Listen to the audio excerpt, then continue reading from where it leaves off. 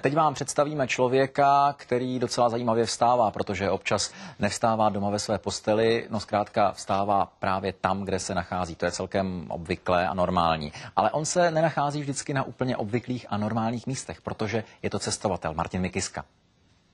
Tak já jsem měl možnost v roce 1991 odjet na roční pobyt do Antarktidy.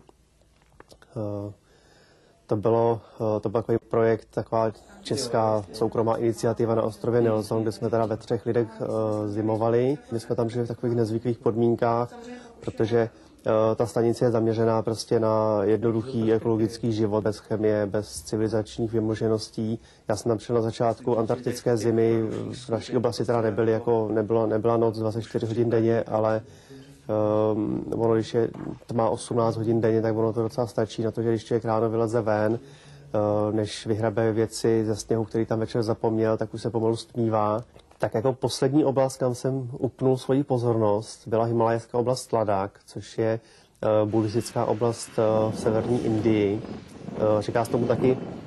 Říká se tomu Malý Tibet, protože vlastně dřív to bylo součástí tibetského kulturního světa, ale tak novodobí hranice prostě ten Tibet oddělili a přičlenili ještě potom teda Číně.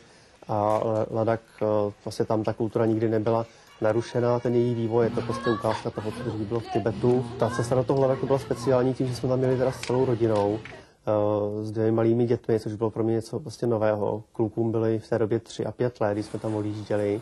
Byli jsme tam celkově 5 měsíců, my jsme tam jako necestovali, my jsme prostě zabydleli v jedné malé vesničce ve starém ladackém domě a tam jsme bydleli a když jsme tam vytvořili ten domov, tak jsme podnikali prostě výpravy do okolí, ať už třeba týdenní nebo 10denní trek někam do hor. Tak tady máš gonču. Tak, děkuju. Už můžeš na mráz. Gončo je totiž teplý vlněný ladacký oděv.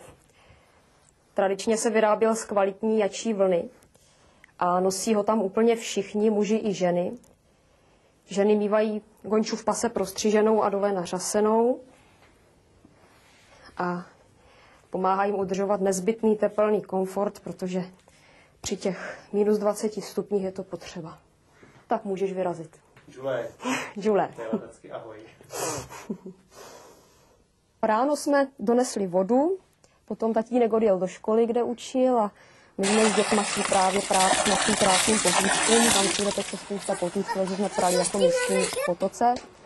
Vařili jsme na malinkém petrolejovém primuse, měla jsem jenom 2 ešusy, takže to byly velmi základní, jednoduchá jídla. My jsme čekali, že za těch 5 měsíců pronikneme trošku do toho, jak to v těch domácnostech chodí. Jak jsme byli v tom Ladakhu, tak tam jsme zjistili, že můžeme vidět všechno jako dětskýma očima. Tak to aplikujeme, teď třeba má mojí zlomenou nohu, ale moc se tím neomezujeme a díky jeho zlomení jsme vynalezli tady to ježdění, vlastně sjezdování lyže, sáňky dohromady.